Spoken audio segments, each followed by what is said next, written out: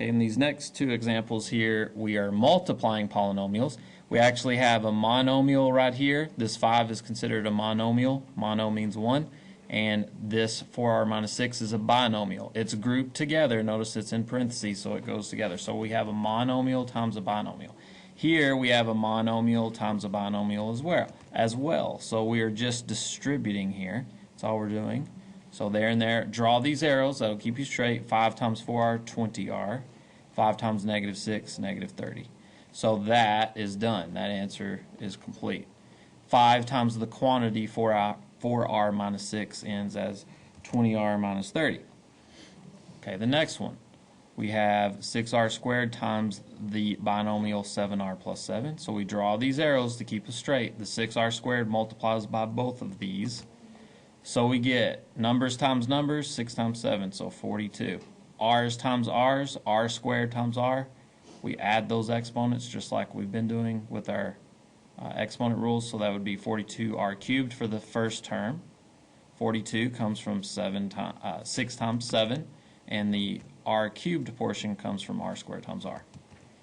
Now repeat it. So 6R squared times 7, 6 times 7, 42, and then you have the R squared at the end. So that one, final answer, 42R cubed plus 42R squared. Okay, these next two, we have two binomials multiplied together. One binomial times another here. And then this next problem, same thing, binomial times a binomial. So we have a process to follow. We draw our arrows. Some people call it the rainbow method. It looks like rainbows here. I just say draw arrows. So we're going to multiply the part in blue, and we're going to multiply the part in red.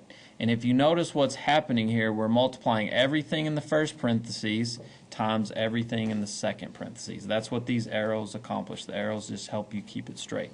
So let's do this. 3x times x, 3x squared. That's this first blue arrow right here. 3x times 2 plus 6x. So the blue arrows are done. Now the red. 2 times x plus 2x. And the last red arrow, 2 times 2 plus 4. Last step, gather like terms. You'll notice here we have x's, both x terms. 6x plus 2x is 8x, so final answer 3x squared plus 8x plus 4. So we multiplied those two binomials. If you draw these arrows, you'll be fine. The whole goal is everything in the first parentheses times everything in the second, and it'll be that way no matter how many terms are in each parentheses. Alright, in 10 here, same thing. Everything in the first parentheses times everything in the second. So I'm drawing these arrows in blue, these arrows in red, and we'll work that out. So first blue arrow, x times x, x squared.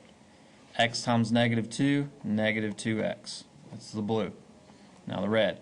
3 times x plus 3x. 3 times negative 2, negative 6. Combine your like terms. These are the only like terms. So final answer, x squared, and then negative 2x plus 3x is plus 1x. We'll just write plus x, and then subtract 6 that was already there. So x squared plus x minus 6 is the answer when you multiply these two binomials together. All right, 19 here. There is one thing that you cannot do on a problem like this, so do not do it. This is a do not do this. You do not bring this 2 as an exponent here and here. You cannot do that because of this subtraction sign. We are squaring this whole quantity, 3x minus 5, so you need to understand what does this mean. It means this. It means 3x minus 5 times 3x minus 5. We are squaring that whole quantity. It's not 3x and then you square that and then square negative 5. You cannot do that because of this subtraction sign. If these two terms inside this parentheses are added or subtracted, you must follow this. You rewrite it as 3x minus 5 quantity squared is the way you read this. So it's that 3x minus 5 binomial multiplied by itself. So then you draw your arrows just like we did in the previous two. We'll use blue and green this time. So the arrows in blue, 3x times 3x, 9x squared. 3x times negative 5, negative 15x. Now the green, negative 5 times 3x, negative 15x. Negative 5 times negative 5 plus 25. combine your like terms right here. Negative 15x gives you negative 30x plus the 25. Okay, this has a special name. At this point in time, we're not going to go into detail, but these are perfect square binomials in this case. But you don't need to know that now. But it is a special pattern, and later when we start factoring, we'll talk about how you can go directly from this to this using a pattern. But for now, we'll call that good. All right, 21 and 22, a little more complicated, but if you draw your arrows, you're fine. So in 21, we have a binomial times a trinomial. Binomial because 2 terms, trinomial means 3 terms. Tri is 3, bi is 2. Here, 22, we have a trinomial times a trinomial. If you draw your arrows, you will be fine. Everything in the first parentheses times everything in the second. So I'm drawing 3 arrows off of that 3r, and I'm going to draw 3 arrows off of that 4. So everything in the first parentheses times everything in the second. You draw these arrows, it'll keep you straight no matter how many terms each polynomial has. So the part in red, 3r times 4r squared, that would be 12r cubed. It's always numbers times numbers, so 3 times that 4 gives you the 12, and variables times variables, so r times r squared gives you the r cubed. Okay, next, second arrow, second red arrow, 3r times 4r, that's plus 12r squared. 3 times 4 is 12, r times r, r squared. That's where that comes from. And then lastly, 3r times 8 plus 24r. So that's everything in green.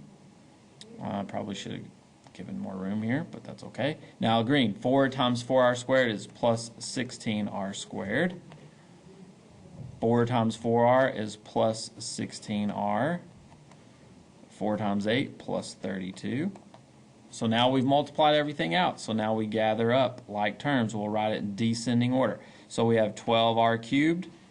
I'm going to mark this out because it's sometimes a good idea to do that when you've got a lot going on here so you don't miss anything. Okay, for r squareds we have 12 plus 16, so that's 28r squared. So those are done. For r's we have 24r plus 16r, so that's 40r.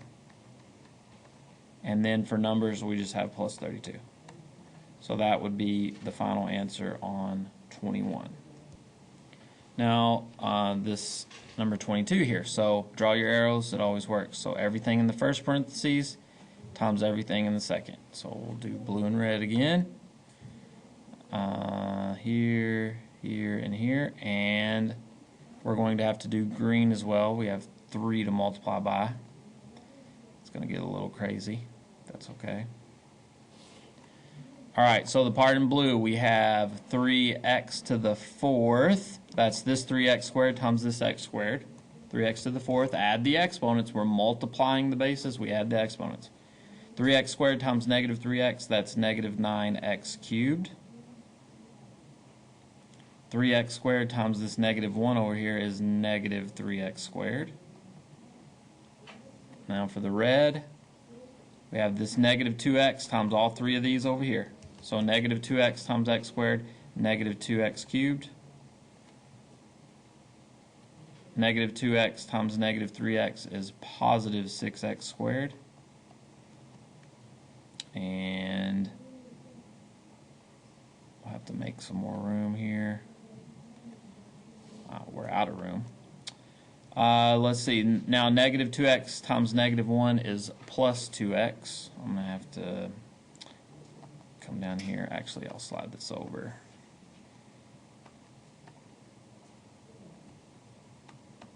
Alright, so we were to the negative 2x times negative 1 plus 2x.